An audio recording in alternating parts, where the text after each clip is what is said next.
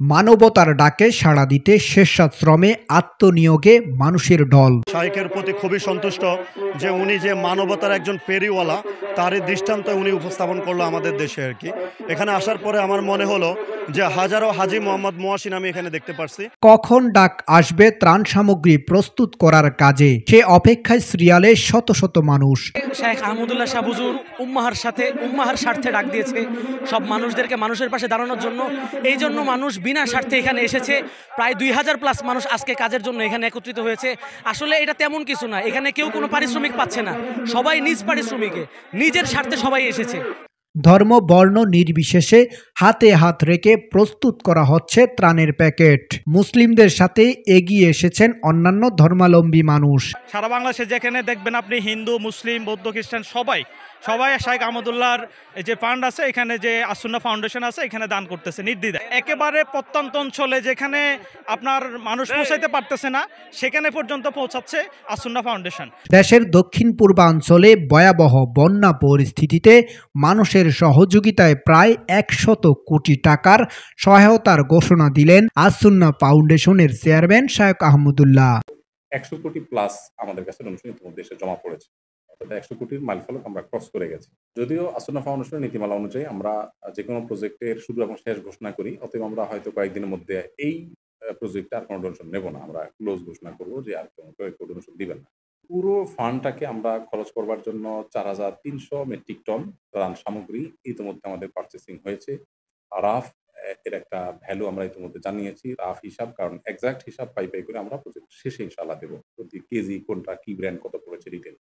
এই 4300 plus metric ton খাবারের মধ্যে পশু খাদ্য আছে, শিশু খাদ্য আছে, অন্যান্য জিনিসপত্র আছে। আর এর বাইরে আমাদের কাছে যারা সরাসরি ত্রাণ নিয়ে এসেছেন, সামগ্রী নিয়ে এসেছেন, অর্থ নয় সামগ্রী দিয়েছেন, ত্রাণ সামগ্রী যেমন খাদ্য দিয়েছেন, পোশাক আশাক দিয়েছেন। ইনফিনিটি থেকে 10,000 পোশাক আমরা পেয়েছি, আরেকটা প্রতিষ্ঠান থেকে আমরা 10,000 পোশাক পেয়েছি। এরকম আরো বিভিন্ন যে প্রতিষ্ঠানগুলো দিয়েছে সেগুলো আমাদের হিসেবের বাইরে, সেগুলো যদি আমরা প্লাস করি হয়তো বা সেখানে আরো 1000 মেট্রিক টনের পরিমাণ খাবার হয় বা ত্রাণ সামগ্রী হয়তো হতে পারে। ভারতীয় ঢল ও টানা বৃষ্টিতে দেশের 12টি জেলায় সাম্প্রতিক বন্যায় ক্ষতিগ্রস্তদের ত্রাণ বিতরণে বড় ভূমিকা রেখে আসছে আসুন্না ফাউন্ডেশন। প্রত্যেক দিন 2000 করে লোক ওনার প্রয়োজন কাজের জন্য। সেই খবরটা পেয়ে আমি ইচ্ছা করেছি যে আমি আমাদের ফরিদাবাদ মাদ্রাসা থেকে একটা টিম নিয়ে এখানে চলে আসব। সেই ধারাবাহিকতায় আমরা আজকে প্রায় 40 জনের মতো আমাদের ফরিদাবাদ মাদ্রাসা থেকে একটা টিম নিয়ে এসেছি এখানে আমরা জুম্মা নামাজের পরে এখানে এসেছি। আসার পর আমরা ট্রাক বুকিংয়ের কাজ আমরা করেছি।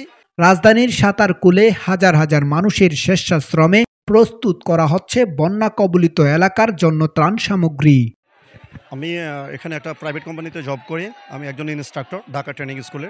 অবসর সময়ে আমি এখানে এসে সময় দিই আর কি। আমার কাছে খুবই ভালো লাগতেছে। ইভেন আমার জেলা হচ্ছে নোয়াখালীতে, সোনাইমুড়ি উপজেলার অন্তর্গত। তো আমার এলাকাটাও বন্যায় প্লাবিত হয়ে গেছে। তো আমি আসলে যারা দেখা গেছে বাসার মধ্যে তাদের প্লেটটা পর্যন্ত ধুয়ে খায় না, আজকে তারা এখানে এসে মানবতার পরিচয় দিচ্ছে। তো এর সাথে জড়িত থেকে আমার কাছে খুবই ভালো লাগে।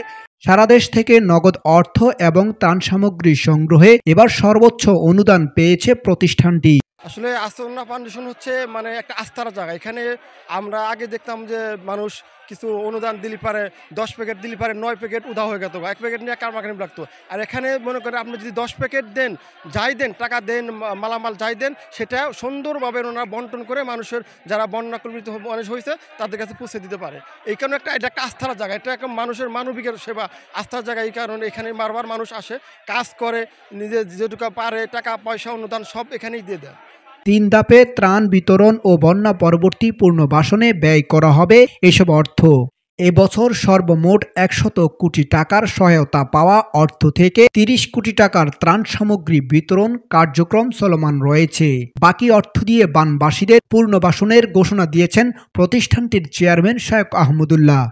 আমাদের পুরো ত্রাণ সামগ্রীর পাশাপাশি 100 কোটি টাকার ব্যয়ের একটা আমরা পরিকল্পনা করেছি, যে 30 কোটি টাকা অলরেডি আমাদের খাদ্য সামগ্রী এবং অন্যান্য সামগ্রী কেনাতে ব্যয় হয়েছে। আর 30 কোটি টাকা আমরা খরচ করব গৃহায়ন প্রকল্পে, যাদের ঘর নির্মাণ করে দিতে হবে। সেখানে আমরা কয়েকটা লেয়ারে কাজ করব। সামান্য ক্ষতিগ্রস্ত হয়েছে তাকে হয়তো 10,000, একটু বেশি ক্ষতিগ্রস্ত হয়েছে তার 20 বা 30,000, আর যাদের একেবারে ঘর নিশ্চিহ্ন হয়েছে তাদেরকে হয়তো আমরা 1 লাখ টাকা খরচ করে আমরা ঘর নির্মাণ করে দেবো ইনশাআল্লাহ। 30 কোটি টাকা আমাদের খরচ করার পরিকল্পনা হলো কৃষি এবং ব্যবসার ক্ষেত্রে যারা ক্ষতিগ্রস্ত হয়েছেন তাদেরকে পুনর্বাসন করার ক্ষেত্রে। আর 20 কোটি টাকা আমরা খরচ করতে চাই শিক্ষার ক্ষেত্রে, কারণ শিক্ষার ক্ষেত্রে ব্যাপক ক্ষয়ক্ষতি হয়েছে বাচ্চাদের। সেই টার্গেট পূরণ হয়েছে বলে জানিয়েছেন তিনি। আসুন্না বন্যা পুনর্বাসন কার্যক্রমে টিন ও নগদ অর্থ প্রদানের পাশাপাশি নতুন করে যোগ করা হয়েছে ক্ষুদ্র ব্যবসায়ী, কৃষক ও মৃতদের পরিবারকে। তাদের দেওয়া হবে উপযুক্ত সহায়তা। ব্যবসায়ী যারা ক্ষতিগ্রস্ত হয়েছেন তারা যেন ঘুরে দাঁড়াতে পারেন সেই সহযোগিতা করা হবে। কৃষকদের দেওয়া হবে ক্ষতির রেশিও অনুযায়ী। গাজী মহিনুদ্দিন, স্বদেশ বাংলা, সাতারকুল, ঢাকা।